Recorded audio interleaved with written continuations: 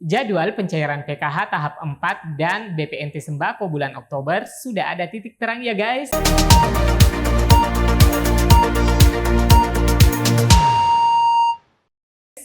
Assalamualaikum warahmatullahi wabarakatuh.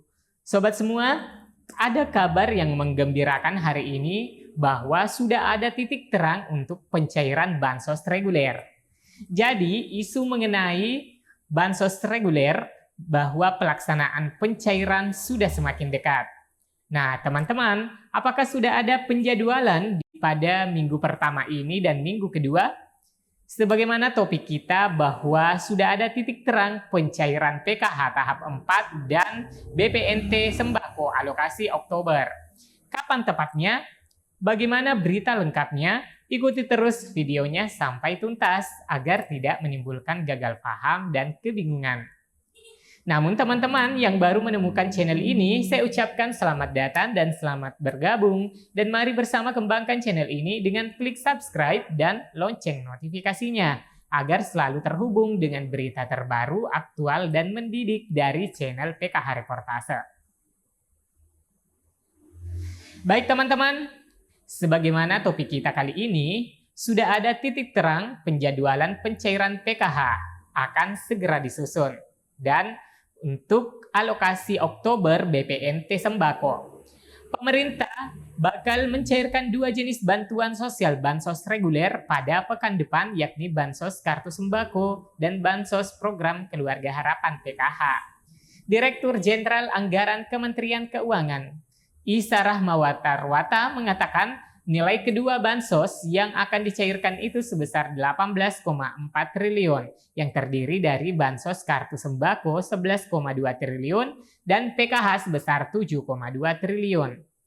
Bansos reguler sembako dan PKH ini untuk yang Oktober sampai dengan Desember akan mulai dilaksanakan di Oktober. Kira-kira mulai Senin pekan depan, ujarnya dalam media briefing di kantor Kementerian Keuangan Jumat 30 September 2022. Beliau menyampaikan penjelasan bahwasannya pemerintah telah menyiapkan anggaran sebesar 45,12 triliun untuk bansos kartu sembako di sepanjang tahun 2022. Bansos ini untuk 18,7 juta keluarga penerima manfaat KPM dengan nilai Rp200.000 per bulannya. Namun saja ya teman-teman, penyaluran atau pencairannya itu dilakukan sekaligus per 3 bulan. Nah teman-teman, Dirjen Anggaran lebih lanjut merinci bantuan sosial ini bahwasannya realisasi penyaluran bansos kartu sembako sepanjang Januari hingga September 2022 tercatat sudah 33,41 triliun atau setara 74% dari anggaran yang ditetapkan. Jadi setiap penyaluran langsung Rp600.000 lewat Himbara atau Himpunan Bank Negara dan PT Pos untuk daerah yang sulit dijangkau seperti Papua, Papua Barat, dan Maluku. Sementara itu, untuk bansos PKH, pemerintah telah menyiapkan anggaran sebesar 28,71 triliun pada tahun ini. Pencairan bansos ini dilakukan secara per triwulan melalui bank-bank milik negara. Adapun realisasi penyaluran PKH hingga triwulan 3 2022 tercatat sudah sebesar 21,33 triliun atau mencapai 74,3% dari anggaran yang telah ditetapkan. Nah, bansos ini menyasar 10 juta KPM yang besaran nilainya berdasarkan komponen pendidikan, kesehatan, dan kesejahteraan sosial. Secara rinci, pada komponen kesehatan ditetapkan acuannya untuk ibu hamil mendapatkan Rp3 juta per tahunnya atau Rp750.000 per triwulan. Begitu pula dengan balita mendapatkan Rp3 juta per tahun atau Rp750.000 per triwulan. Lalu, pada komponen pendidikan acuannya yaitu untuk siswa SD mendapatkan Rp900.000 per tahun atau Rp225.000 per triwulan.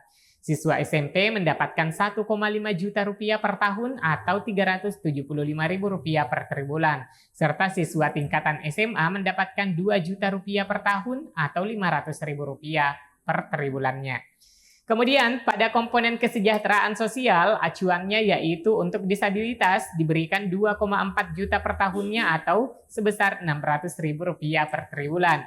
Begitu pula dengan lansia diberikan 2,4 juta rupiah per tahunnya atau Rp600.000 per triwulan.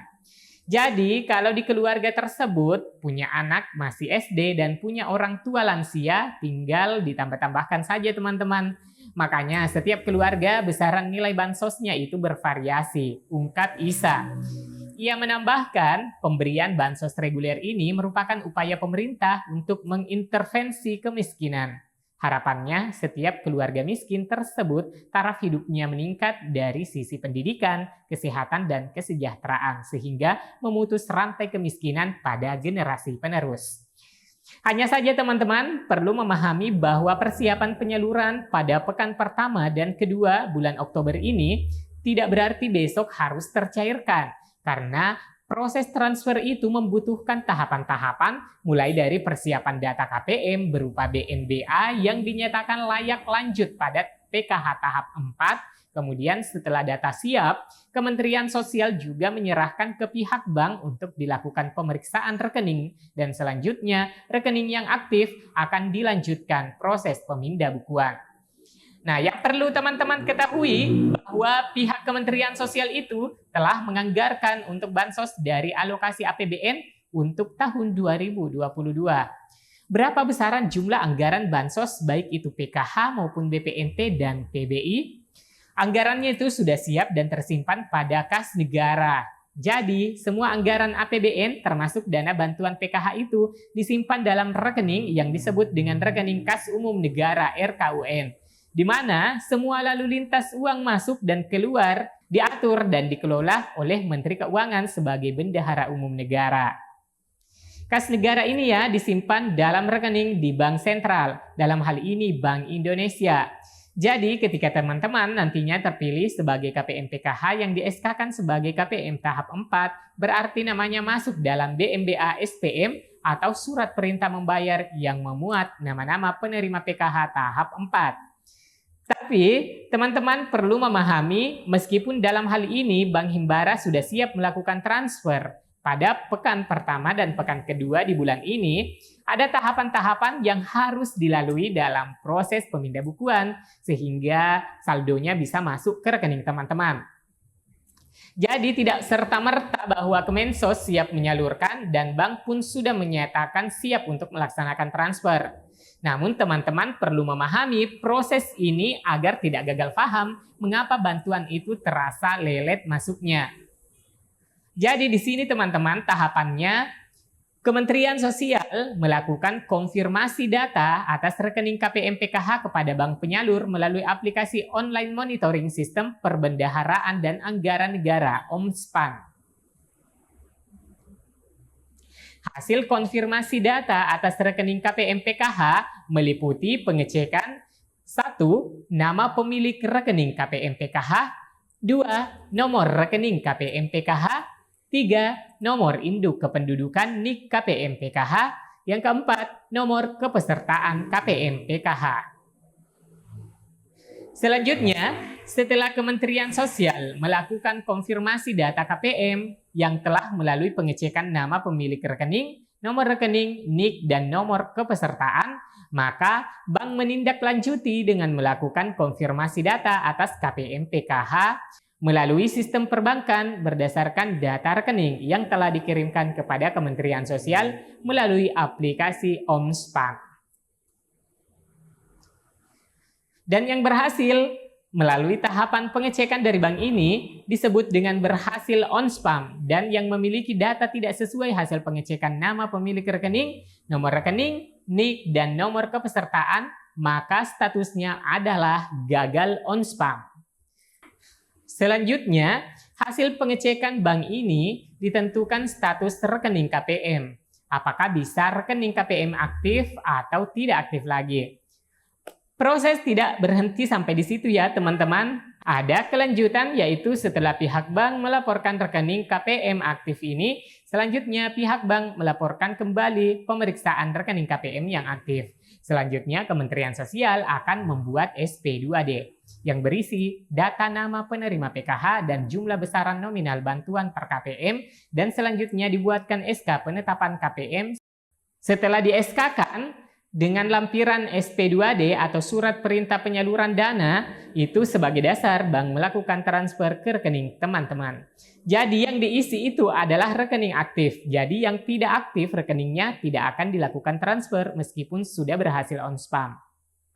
Ini dikarenakan rekening pasif ketika KPM tidak memanfaatkan bantuannya atau tidak pernah melakukan transaksi pada jangka waktu tertentu. Biasanya bank menetapkan jangka waktu 3 bulan. Dan jika tidak digunakan transaksi satu tahap sejak saldo bantuan PKH masuk, jadi teman-teman jika ingin bermaksud menabung ketika saldo PKH-nya masuk, lebih baik saldo rekeningnya ditarik saja semua, lalu ditabung di rekening lain ya teman-teman. Nah teman-teman, dari kesimpulan Direktur Jenderal Anggaran Kementerian Keuangan, Isa Rahmatarwata mengatakan nilai kedua bansos yang akan dicairkan itu sebesar 18,4 triliun, terdiri dari bansos kartu sembako 11,2 triliun dan PKH sebesar 7,2 triliun. Bansos reguler sembako dan PKH ini untuk yang Oktober sampai dengan Desember akan mulai dilaksanakan di Oktober, kira-kira mulai Senin pekan depan. Nah, teman-teman, yang mesti dipahami, pengertian disalurkan bahwa dana yang sudah disiapkan dan diproses sesuai mekanisme yang sah, mulai dari perintah membayar dari KPPN ke Bank Himbara, selanjutnya pemindah bukuan oleh bank penyalur ke rekening penerima bantuan sosial. Dan teman-teman, harap dicatat ya, proses pemindah bukuan ini membutuhkan waktu juga sekitar 1-4 hari kerja. Jadi teman-teman silahkan dipahami secara bijak. Ya, kita berharap saja semoga semuanya berjalan sesuai rencana pemerintah dan berjalan tanpa kendala yang berarti. Amin ya rabbal alamin. Baik teman-teman, demikian video kali ini. Kabar yang menggembirakan bahwa sudah ada titik terang pencairan PKH tahap 4 dan program sembako BPNT periode Oktober. Semoga berita ini bermanfaat. Jangan lupa share ke media sosial teman-teman agar informasi ini bisa diketahui secara luas. Bagi teman-teman yang sudah subscribe, saya ucapkan terima kasih banyak dan sampai jumpa. Wassalamualaikum warahmatullahi wabarakatuh.